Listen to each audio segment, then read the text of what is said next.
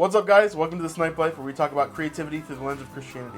And today, we're going to be looking at a piece of The Chosen. This time, we're going to be looking at a smaller section of kind of an interaction between Jesus and someone who we're calling the Bad Samaritan. And so, let's jump into it. Speaking of broken bones, what's the story? I fell off a horse. Oh, I didn't see a pasture. It wasn't mine. Ah, a friend's horse. That's always dangerous. No, not exactly. Oh. Look, you've already done so much for me that I didn't deserve. Come, Rebecca. It's time for bed. Say good night to your new friends. Good night. Good night. Good night.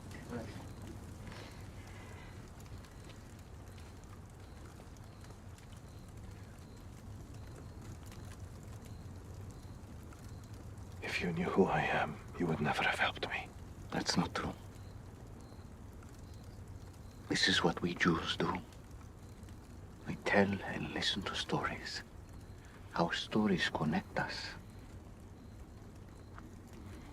Tell me your story.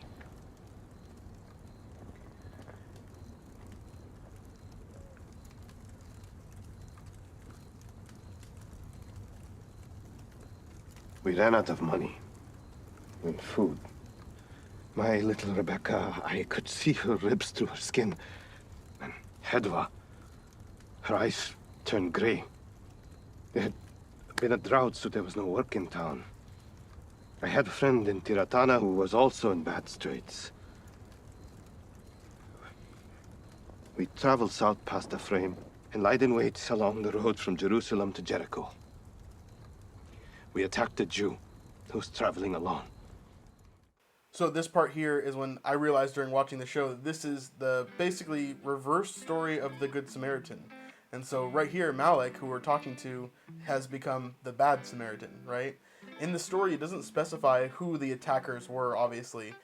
Jesus is using a parable when he's talking about the Good Samaritan. It's kind of interesting to think that, maybe this was a story that Jesus had encountered before, or that it was a true story that he was kind of retelling through a parable.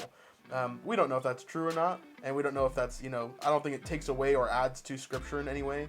But it's interesting to use this as kind of a Easter egg within the story, because the story doesn't specifically say, it doesn't specifically talk about the Good Samaritan, at least in this episode. But he kind of hints towards that, and he says, as we'll keep on walking through the story, but this is the point when we know that he's talking about the Good Samaritan, because it specifically says there was a man walking from Jerusalem to Jericho, where the story specifically says that. But let's keep watching. Pulled him down from his horse, took all his money and all his clothes. He fought back, so Dishon knocked him down, hit his head on a rock. I thought he was probably dead. Dishon was to take the Jews' belongings and sell them to pawn traders in Anatoth. I was to ride north and sell the horse at a Roman outpost. But I wasn't on for 10 minutes when she reared up, threw me, broke my leg. I had to crawl on my elbows and forearms to the nearest town and beg for a ride back to Sychar, worse off than before.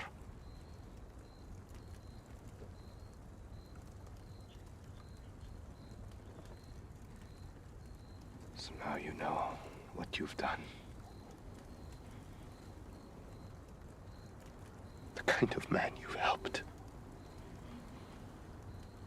Every day, I think about that Jew. Naked and alone on the road, possibly dead. I could be a murderer. He didn't die.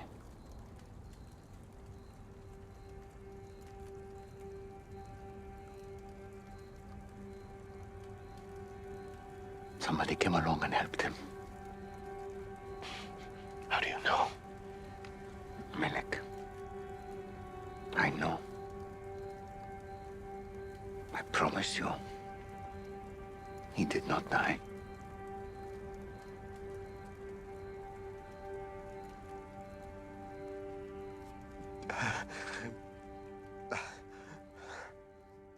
going to go ahead and read the story of the Good Samaritan.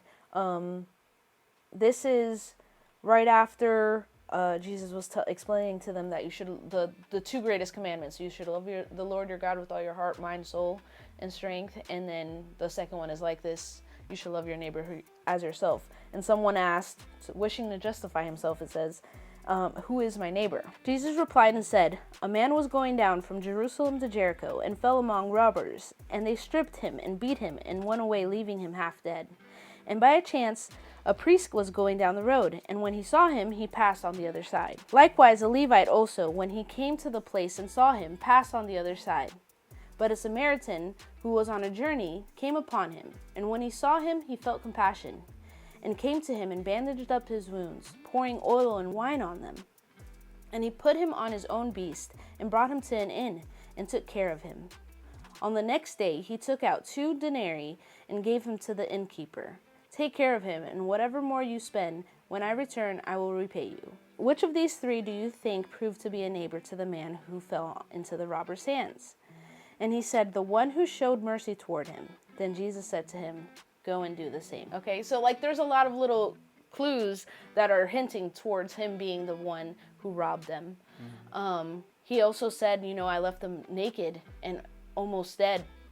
And it says, like, they stripped him and they beat him till he was half dead, right? Yeah, it's an interesting perspective for sure, because every time we've talked about the Good Samaritan, right, we think of it, one, as a story. We don't think of it as something that actually happened.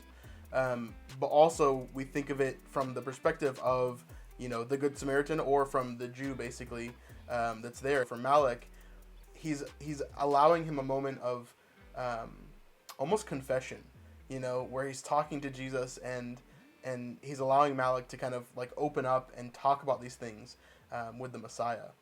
So it's a very powerful moment. Why me?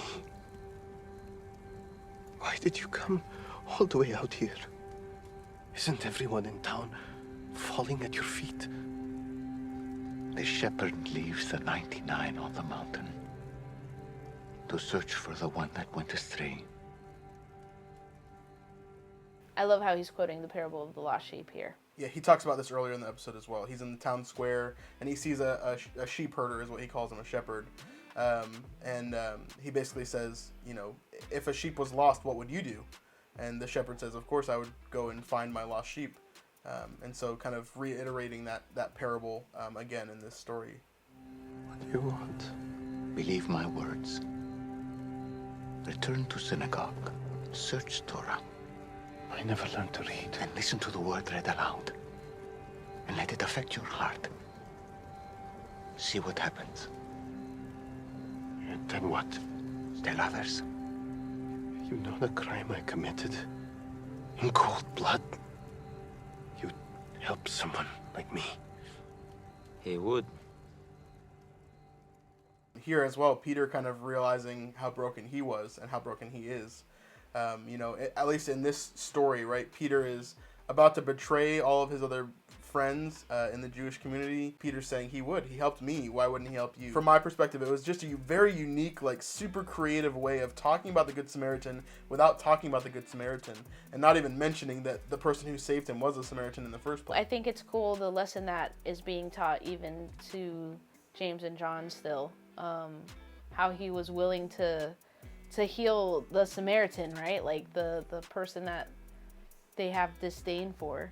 Yeah, if you guys haven't watched it yet, make sure to check out our last episode where we broke down basically the entire overall arching thing of this episode, which was the disciple John, and how he kind of, went through this journey of not only hating the Samaritans, but also kind of figuring out what the beginning of his gospel was going to be.